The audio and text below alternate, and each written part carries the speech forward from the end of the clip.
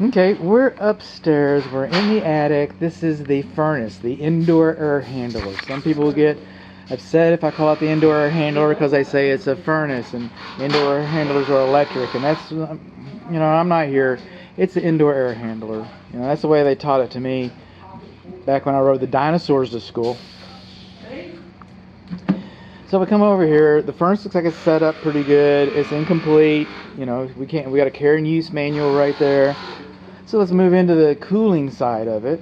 And the cooling side of it is that we've got a primary and a secondary drain line for our safety pin, of our primary for our evaporator coils, and then we got a secondary drain line in case the primary gets clogged, because that's what the drains do, they get clogged. And that goes right on out over there. But our primary drain line, it's nice and insulated. That's beautiful. But that's what's known as a shallow trap.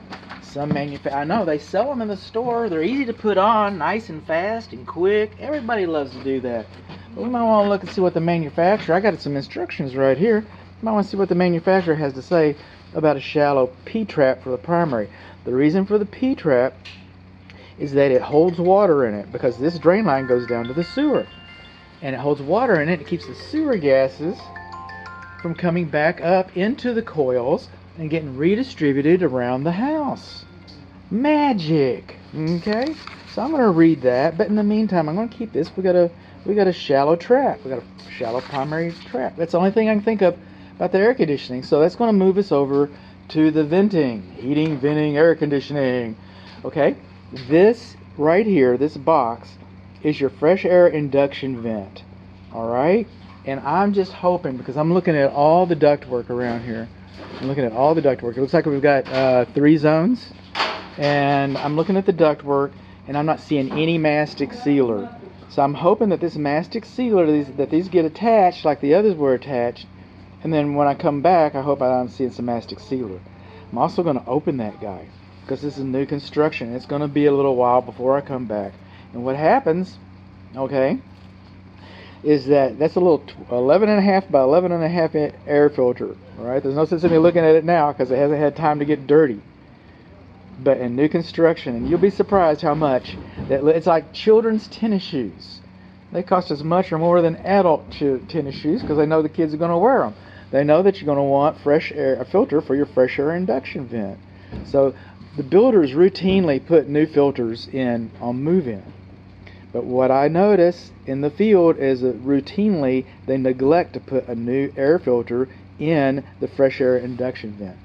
And in theory, what little I've read and what little I've retained from what little I've read, that these filters tend to last longer than those filters. But that's, we'll know. We'll come back, we'll look.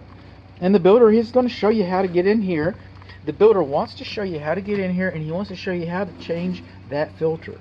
And then these buckles over here on the side, on the right side, that would be the north side of the unit. Okay, this is where your air filter is going to go. I don't know the exact size just yet.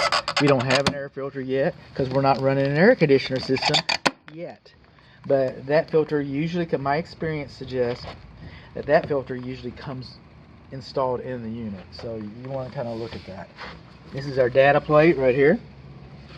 Okay, what else have we got on the vents? Well, the mastic sealer I was asking about, I'm still not seeing any. Still not seeing any mastic sealer. We're going to get in here with some infrared imaging.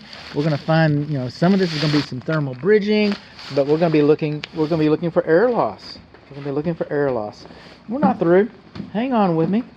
Just bear with me a little bit. Flexible air duct was accepted by the code after the venting, heating, venting, air conditioning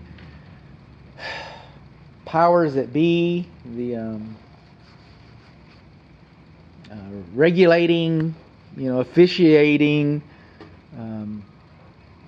group, okay, they convinced the International Residential Code, back then it was the Southern Building Code, and they convinced, and they got inherited by the International Residential Code, and they convinced that this duct could be installed properly.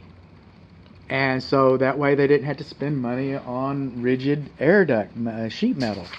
And so here we are. We've got this stuff. It's easier to put in. It's easier to work with. It gives you more options, what you can do with your air duct.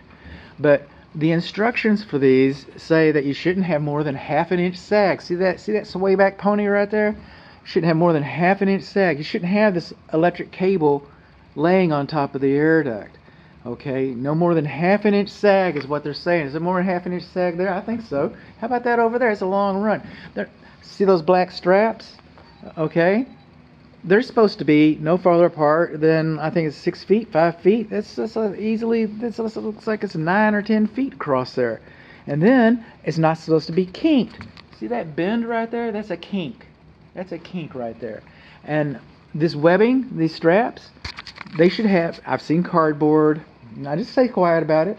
I stay quiet about the cardboard. Sometimes I see little metal saddles underneath there. But the way it is now, this webbing is just like a cheap belt. And if you've ever had one of those cheap little loop belts, you know that they start curling up, and pretty soon you got a rope holding your pants up. Well, pretty soon you're going to have a rope holding your air duct up. And what's that rope going to do? It's going to cut right into your air duct like that. It's going to cut right in there. And what's that going to do? It's going to constrict it and restrict it. That's what's going to happen. So look how long it goes. It goes all the way across the whole room. No webbing holding it up. Check that out. Is that crazy or what?